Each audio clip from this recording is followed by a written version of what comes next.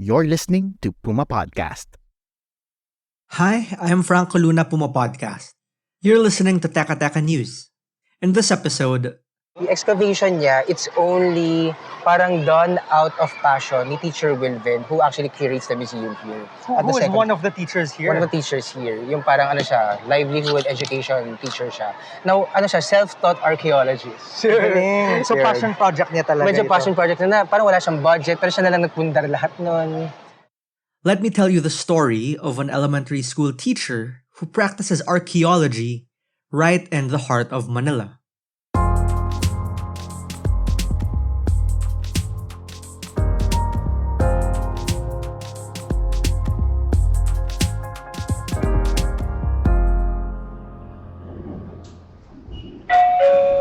Arriving at Recto Terminal Station. Paparating na sa Recto Terminal Station.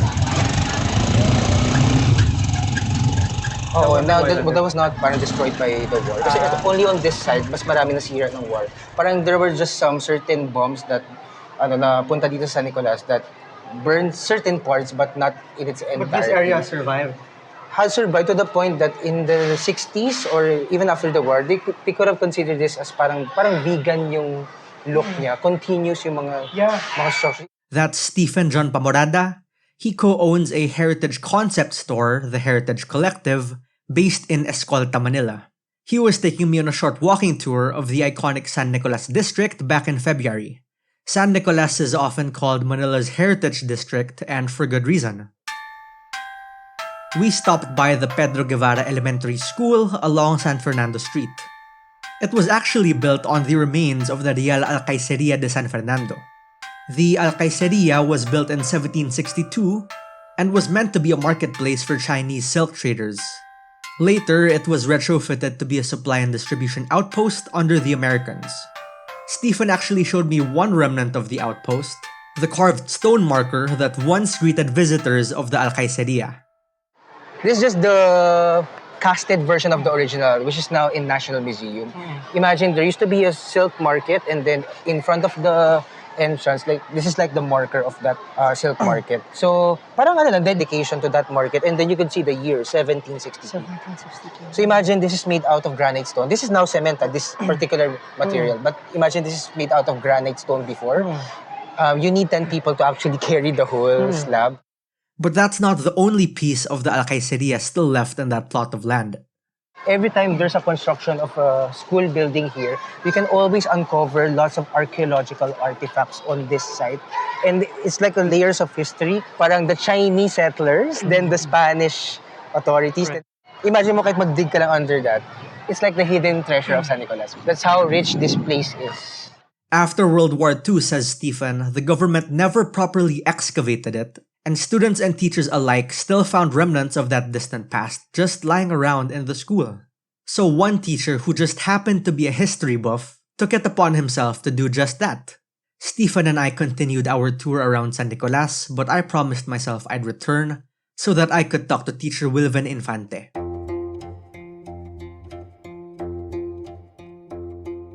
I'm inside the Alcaiceria de San Fernando Museum in the Pedro Guevara Elementary School here in San Nicolas, Manila. I guess it's what you'd call a small room, but it's definitely not lacking in artifacts. In the middle of the room is a circular table.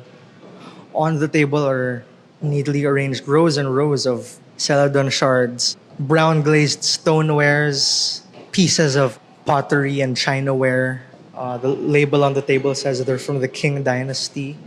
And it's not just artifacts from the Chinese. There are also antique ginger beer bottles, vintage patent bottles, Columbia beer bottles.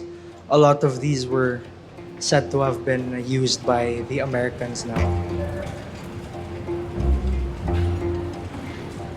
Unang bagitong teacher pa ako, may mga nakikita na akong mga artifacts na hawak-hawak ng mga naunang teacher sa akin. Wala pa akong idea kung ano yun, saan nila nakuha. Pero may duda na ako na galing dito sa school. Kaya nung magsimula yung diggings para sa foundation ng building, inabangan ko yung mga workers. Self-taught po kayo.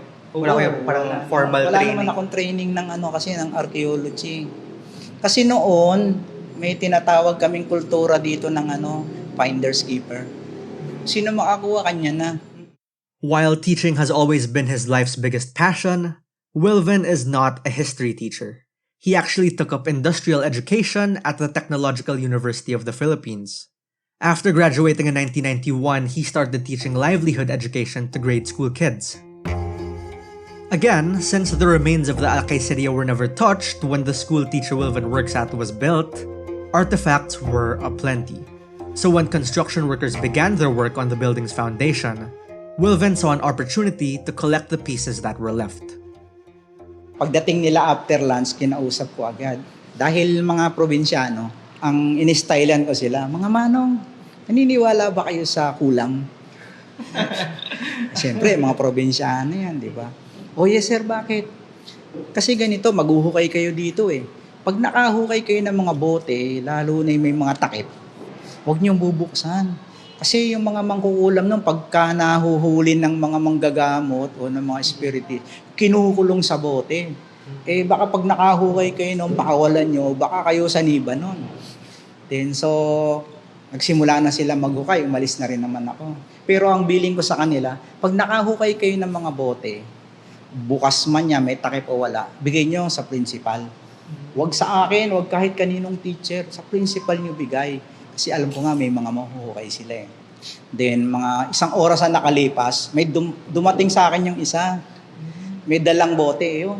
Yung gin bottle, yan ang unang-una nilang nahukay. Yung wine and fucking Amsterdam. Hindi ko pa alam yan kasi hindi ko pa nare-research. Basta madumi pa yan ang binigay sa akin. Teacher Wilven found a fellow enthusiast in Dr. Violeta Santos, the principal at the time. Umangal sa akin yung principal ko kasi, Wilven, Mr. Infante, nagiging museum na tong kwarto ko, yung opisina ko. Ilabas mo na ito, tago mo muna at gagawa na lang tayo ng exhibit para ma-display yan. Kasi history lover yung principal ko eh. While she complained about the clutter, she could also appreciate the stone marker of the Alcaiceria de San Fernando, which had remained there since the 1700s and was transferred to the National Museum only recently. Despite having no formal training in archaeology or history, Wilven has amassed a collection of over 3,000 artifacts, including porcelain shards, weapon parts, and antique bottles. He's also found heavy granite slabs known as piedra china. He's put all of this up for display in a museum inside the school, which is open to the public. Listen to how he explains a few of the artifacts he's found right on school grounds. RN Company beer bottle, galing to sa Mazzelon, Ohio. Produced this particular beer bottle which was unearthed. Galing nga doon sa administration building namin. Ang ng RN Company, Reed and Company. Furnished bottle filled with beer which were shipped to the American soldiers in Manila by Milwaukee brewers in 1898 up to the early 1900s.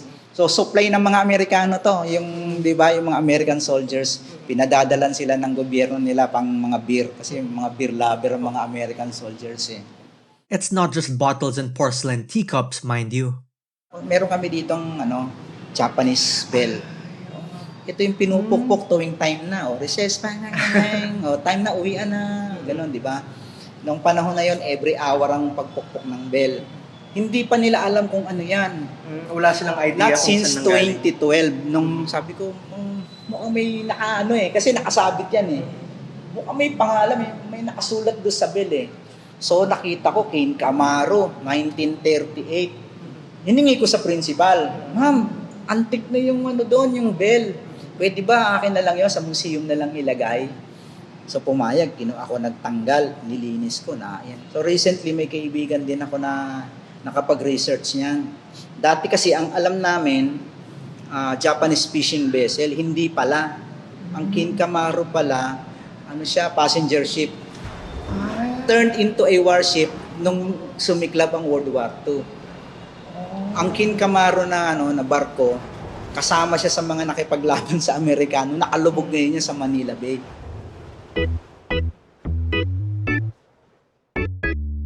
We're We're pausing for a quick break now. When we return, where does the Alcaiceria de San Fernando Museum go from here?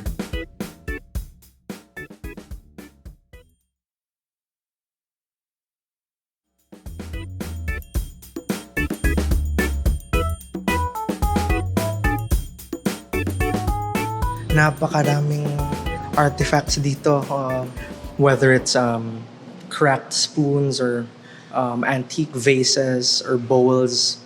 And to this day, they're still digging up artifacts. There's hand-painted antique soup spoons from China, wine bottles from the Americans. And it's not just glassware or things made out of clay. There's also adobe rocks here. There's a ceramic sewer pipe that was laid down by the Americans. And even artwork detailing what the Alcaiceria used to be, what used to look like before the school was here. There were also hand-forged nails, terracotta tile bricks, and handmade terracotta bricks that were used to build the Alcaiceria way back when. In case you're wondering, you can visit the museum on the second floor of the Pedro Guevara Elementary School. Teacher Wilven only asks that you reach out to him on Facebook so he can accompany you during your visit.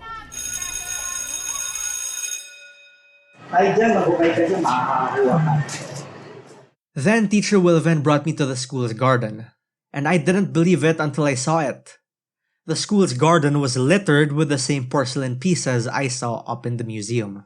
Kahit saan dito sa garden, pag maghukay ka, may lalabas at lalabas na artifact. Dito rin po. Ang dami. Ayan. Ito, ano na to? Japanese time na to. Japanese time na to. Yan may mga decals. Pero yan, 200 more 40 years yan. Ebidensya yan na nag-exist yung isang Alcaiceria dito. Diba? May patunay ka. Kasi kung hearsay lang, wala kang ebidensya, ano papakita mo? Diba? Katulad noon, yung mga tour guides, tinuturo lang ito.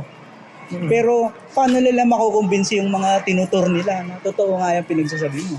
May binigyan pa nga ako ng bricks nito na chemist eh. Ayan yung bricks na binigay ko sa kanya dito. Ayan, mga nasa 260 years old na yung bricks na yan. Wow. So ginamit pa talaga para sa school? Oo, binabakbak talaga namin sa pader yun. Ginagamit namin pang landscape. For over a decade, Teacher Wilven has been teaching in the mornings, while curating the museum and excavating artifacts in the afternoon. He doesn't charge an entrance fee, though he does have a donation box. All the expenses for the museum come out of his pocket, and he says it's all out of love for the story of the Alcaiceria. Di ba minsan pagka-hobby mo, di ba ginagawa mo yung isang bagay na masaya ka kahit gumastos ka ng kano, okay lang sa'yo. So nung nag-start ako, puro lang naman yan recycle. Then siyempre yung pambili ko ng pako, pambili ko ng glue, pambili ko ng pintura, sarili ko ng pera yun. As with all things, it took a village. If it weren't for his principal's support, or the efforts of the construction workers who did the excavating, the Alcaiceria de San Fernando Museum would not be where it is today. But the bigger problem now is that more and more heritage homes and structures are being demolished to give way to modern high-rises. And Wilven says the heritage of our capital city just isn't prioritized by those in power. Asikasuhin naman nila magbigay naman sila ng konting pagpapahalaga sa heritage ng San Nicolas. Baka darating sa time na sa libro na lang natin sila makikita. Saan ka magtutur sa libro? Di ba? Yun lang. Lagyan nila ng pangilang batas at ipatupad nila. Mag-isip pa sila ng pwedeng makapag-preserve sa mga yun. According to Stephen Pamorada of the Heritage Collective, there are less than 80 heritage structures left in San Nicolas. In 2014, there were hundreds.